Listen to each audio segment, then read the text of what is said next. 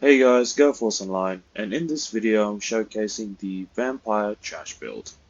Now this is my Vampire Overland gameplay setup, so not really good for dungeon damage dealing or anything like that, just a bit of fun with using the new Vampire skills. So let's take a look.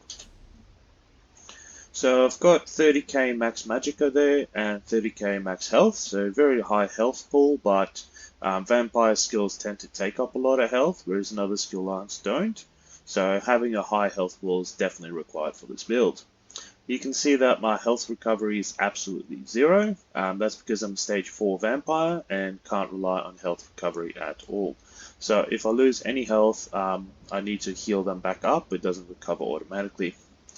Now my spell damage at the moment sits at 2700. That does boost up as the build progresses. We'll showcase that one a bit later. I'm using the Apprentice Stone, Munderstone there, and just max health, max magicka food. Alright, so let's take a look at the setup.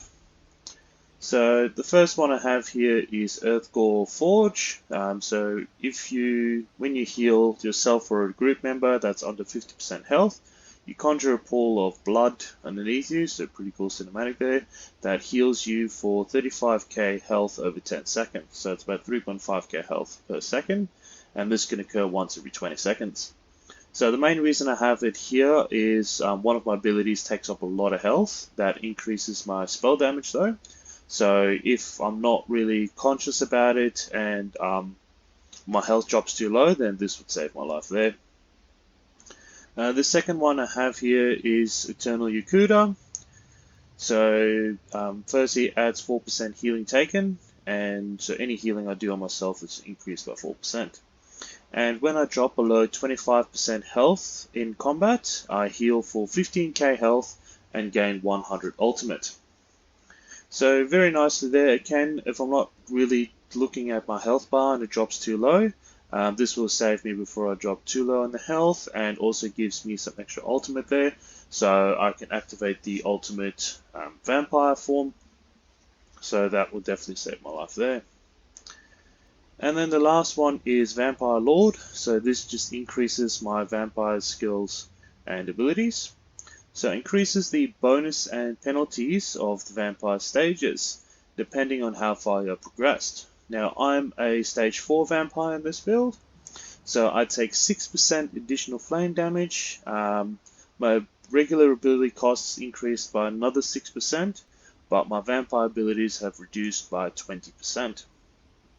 So it just adds a bit to the vampire gameplay, and that cost reduction on the vampire abilities work really nice, especially on the ultimate.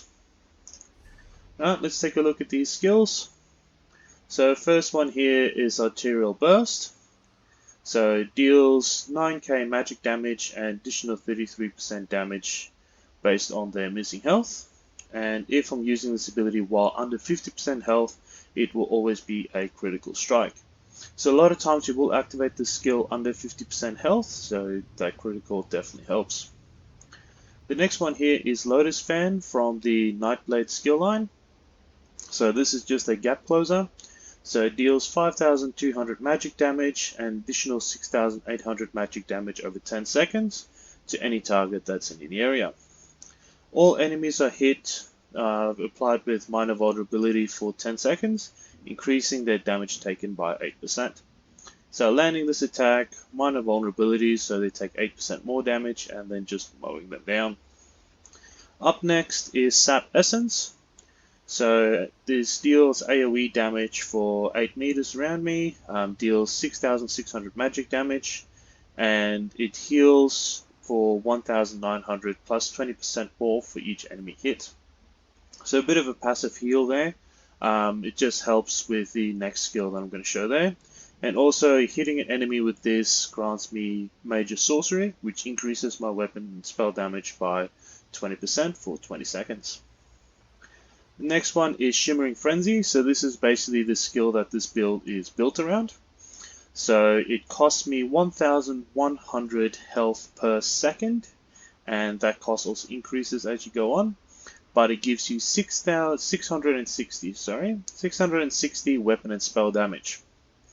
But here's the interesting part about it. So while toggled on, the health cost of this ability increases by 20%, and the weapon and spell damage bonus increases by 10% every second.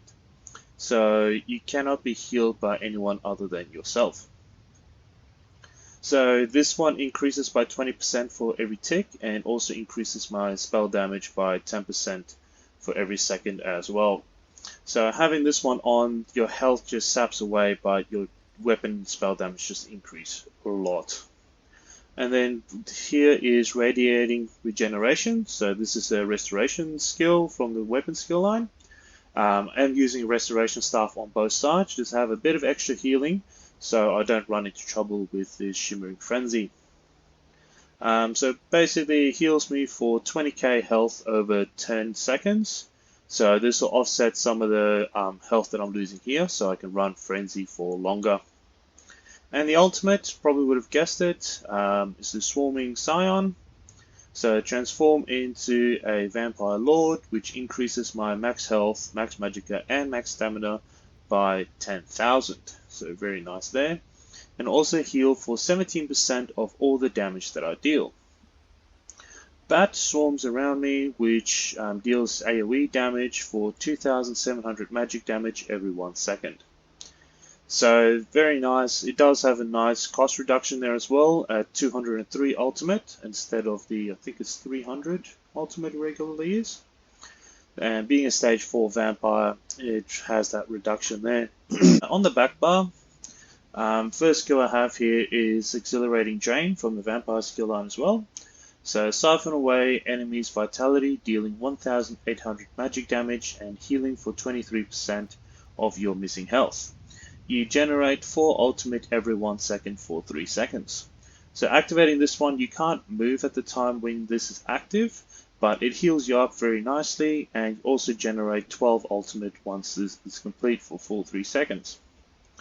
The next one I have here is Siphoning Attack from the class skills of the Nightblade. So imbue your weapon with soul stealing power, causing your light and heavy attacks to heal for 1,700 health and restore some magicka there as well. Once this skill has ended, I restore 4,200 additional magicka. So very nice little bit of resource sustain there, and the healing mostly just to offset the frenzy. Then I've got Swallow Soul, so this is another draining skill. So it deals 7,900 magic damage and heals for 42% of the damage inflicted every 2 seconds for 10 seconds. Moving on to the next one is Shadowy Disguise. So cloak yourself in shadow and become invisible for 3 seconds. And your next direct attack used within 3 seconds is always a critical strike. So if you time it up nicely, activating this skill, as soon as you activate your gap closer, it will be a critical strike, and if your health is below that, then this will critical strike as well. And the last one here is Shadow Image. So basically just summons a shade that attacks and applies minor maim, so reducing the enemy's damage done by 15% for 4 seconds. So that's 4 seconds every time that it strikes, so it could be up to 24 seconds there. And also, while this effect is active, I can teleport.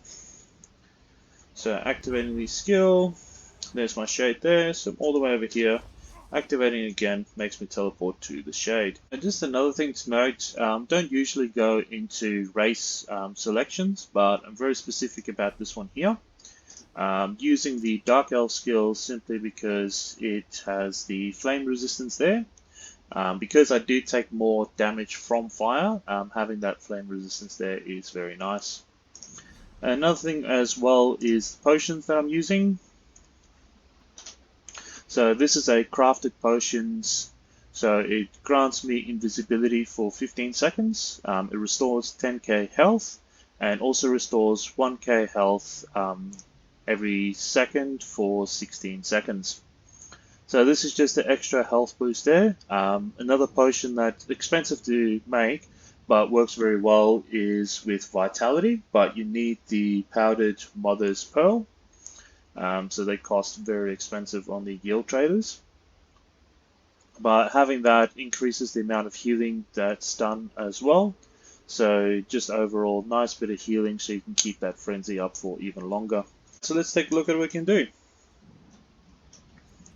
So on the back bar, activating your invisible first, then your gap closer, activating the old scythe, the increases my spell damage there. And now for the moment of truth. So activating frenzy, activating my heal on top of that.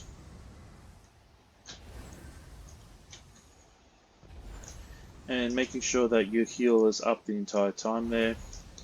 So taking a look, sitting at 5k spell damage there. If you're going to run low on health, then you activate your ultimate, and then that heals you up at the same time there as well. So you can see the monster set procced, so that heals me at the same time. So still sitting at about 5k magic damage there.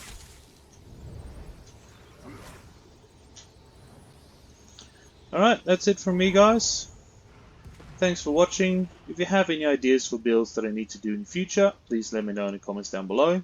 If you like the content I'm putting out, please hit that like and subscribe. Take care and be safe. Bye.